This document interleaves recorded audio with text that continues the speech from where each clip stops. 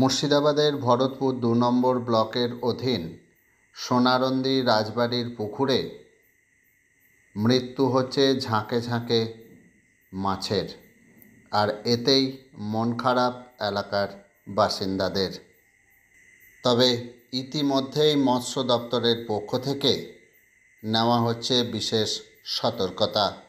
আসুন দেখে নেওয়া যাক বিস্তারিত আমাদের অল টাইম এমএসডি নিউজের পর্দায়।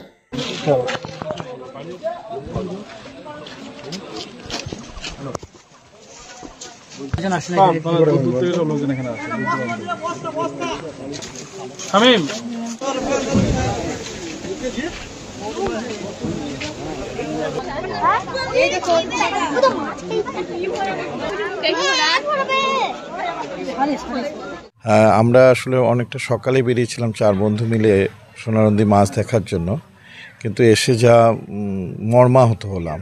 এত বড় বড় মাছ ওরকম মারা গেছে এবং গোটা পুকুরে এখনও প্রচুর মাছ ভেসে আছে।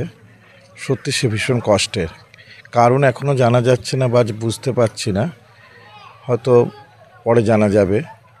আজকে আমি এখানটায় আসার পরে যা দেখলাম তাতে পুকুরে হাই স্টক রয়েছে এবং অক্সিজেনের একটা ঘাটতি বুঝতে পারলাম, এবং গ্যাসেরও একটা সম্ভাবনা রয়েছে। তো তার জন্য যা প্রিকশন, যা ব্যবস্থাপনা, যা মেডিসিন আমি প্রেসক্রাইব করে দিয়েছি, বলে দিয়েছি, সব কিছু ব্যবস্থা করা হচ্ছে। এবং আমি কিছু স্যাম্পল নিয়ে যাচ্ছি, সেগুলো কালেক্ট করে আমি ফার্দার ইনফরমেশন যা থাকবে আমি যোগাযোগ করে নেব। জেনেছি কালকে বিকেলে থেকে দেখলাম পুকুরে মাছ এক আধটা ভাসছে। তারপরে ওই সময় একজন মৎস্য ব্যবসায়ী ছিল, যাদেরকে আমরা রাজবাড়ির সম্পত্তি তাদেরকে লিজ দিয়েছি।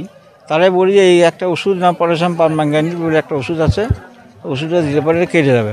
ওষুধও সকালবেলা দেওয়া হয়েছে।